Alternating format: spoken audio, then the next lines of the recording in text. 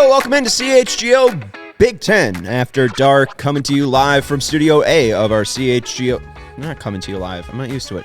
Coming to you from Studio A of our CHGO offices in the West Loop of Chicago. It's your CHGO Bets crew. I'm Sean Anderson. That's Cody Delmendo. And the man in the middle is Herb Lawrence. Hello. You can follow him at Ecknerwall23. You can follow Cody at Cody_CHGO. You can follow me at Sean_W_Anderson. We're not going to waste any time. We're going to get right into Big Ten football. Nebraska at Illinois on Friday at 7 p.m. Maryland at number 4 Ohio State at 11 a.m. on Saturday. Rutgers at Wisconsin at 11 a.m. At 2 p.m., Howard at Northwestern, Purdue at Iowa at 2:30, and number 2 Michigan heading to Minnesota at 6:30 p.m. Guys, just focus in on one game. Which one is sticking out to you the most? Cody, I will go to you.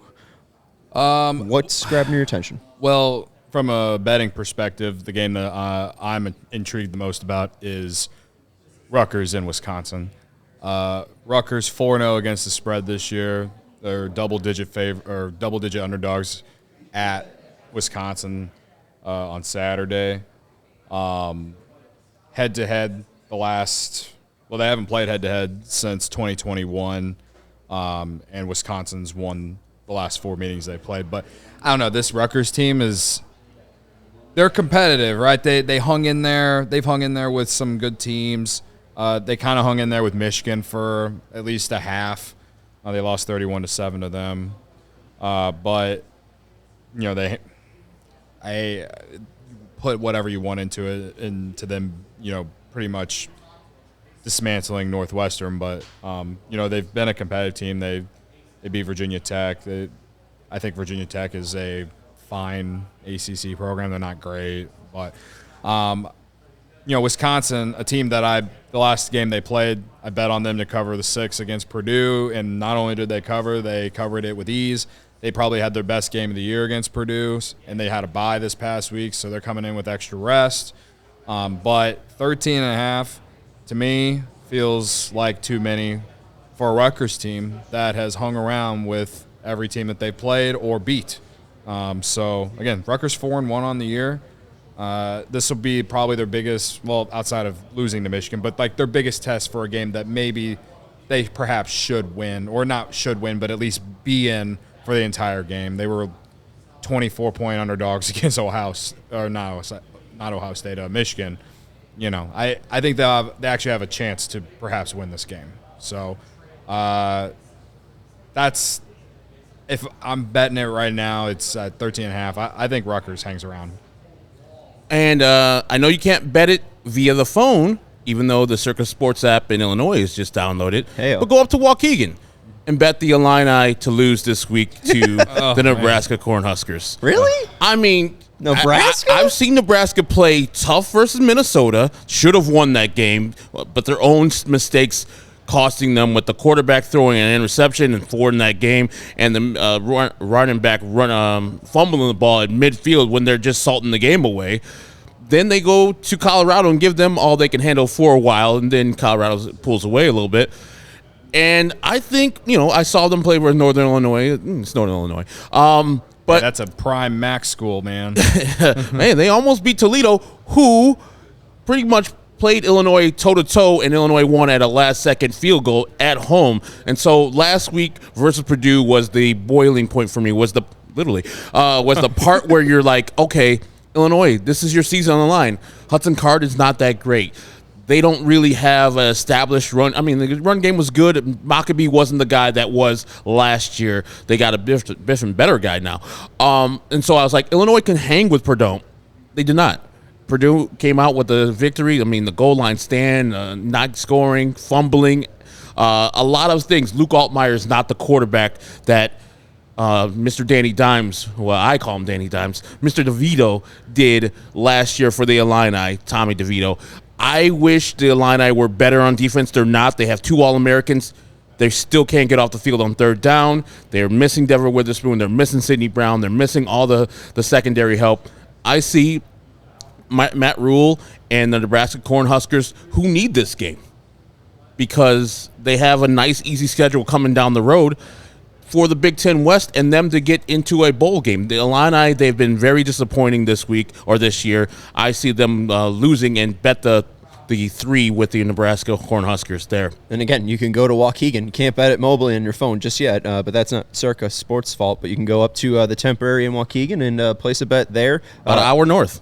An hour north, right in between Milwaukee and Chicago. But make sure, if you haven't yet, to download the Circa Sports Illinois app at circasports.com/Illinois-app, circasports.com/Illinois-app to sign up today. Also be on the look for Circa events, watch parties, and tailgates. Brian Urlacher was just at their last one. If you or somebody you know may have a problem with gambling, call 1-800-GAMBLER, 1-800-426-2537, or text GMB 833-234, or visit areyoureallywinning.com. And with Circa, too, if you're betting a money line, they always try to make it as close to -110 as possible. Obviously, power ratings are going to factor into this, but if you're going to bet a money line, Circa is always or close to going to have the best line out there for you to bet. So if you're going to bet Nebraska and Tail Herb, go bet with Circa, but in person. Yes. I guess unless you're in Vegas. I don't know where else they have the Circa app. All right, Cody, I heard you growing a little bit. No, You have belief? I don't have belief. Okay. I am actually surprised that they're 3.5-point favorites as an Illinois. So that's a flip. Nebraska sucks. Nebraska does suck. Guess who else sucks? Illinois sucks. Illinois, but Illinois has thrown a ton. If they run a little bit more, maybe wind the clock down. They give Nebraska 6 possessions to try to score. They aren't scoring on any of them. I'm forgetting the guy's name. He's Nebraska's nose tackle. He's controlling the line of scrimmage on most of the games he plays.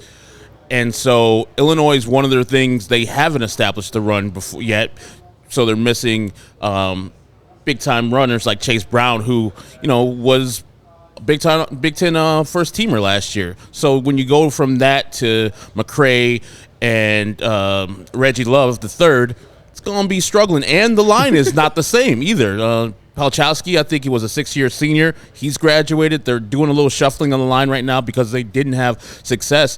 And he's going to be going up against Olin Kreutz's son, too, who's played well as a center so far as his first year of actually starting in the college football. But they're going to have to dedicate maybe 2 guys to that guy, and so I don't see the Illini establishing the run game. What they can do, the screen game might be a big-time thing for the Illini this one, because Nebraska doesn't have that severe of a pass rush, but like I said, the offensive line and the line have been giving up a lot of pressure. Luke Altmaier's been bailing out a lot, and I think that just let that pressure get in as they see on the film.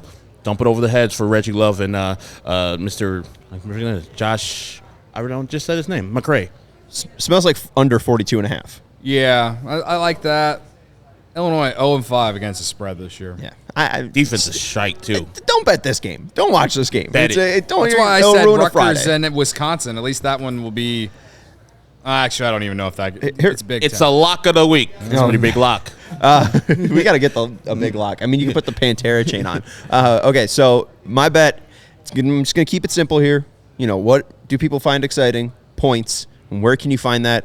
Ohio State, Maryland. We're not betting the total because I don't know how Maryland's going to go up against this D. But Maryland and Ohio State have played 8 times. Ohio State has put up 52, 49, 62, 62, 52, 73, 66, 43.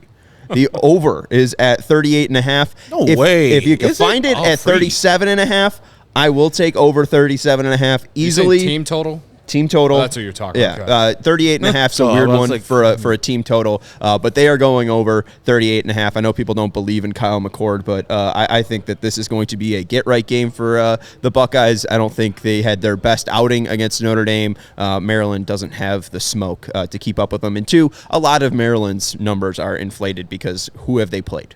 I mean, honestly, go look at that Maryland schedule.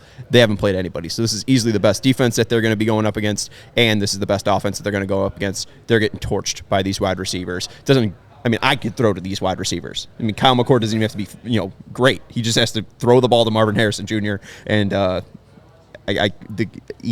can't think of the. Thank you, Joey. You like the plus 11 first half for Maryland? I don't know how. First half? Just give me the team total. Okay. I just know Ohio State puts up a shit ton of points. Just I'm not going to get cute with it. First half, second half, points are going to be scored. They might put up 38.5 in the second half by themselves. I don't know how they're going to get the half point, but they might. All right, that's going to do it for CHGO Big Ten After Dark. That's Cody Delmendo. That's Herb Lawrence. I'm Sean Anderson. We will talk to you next week with more bets because we're degenerates.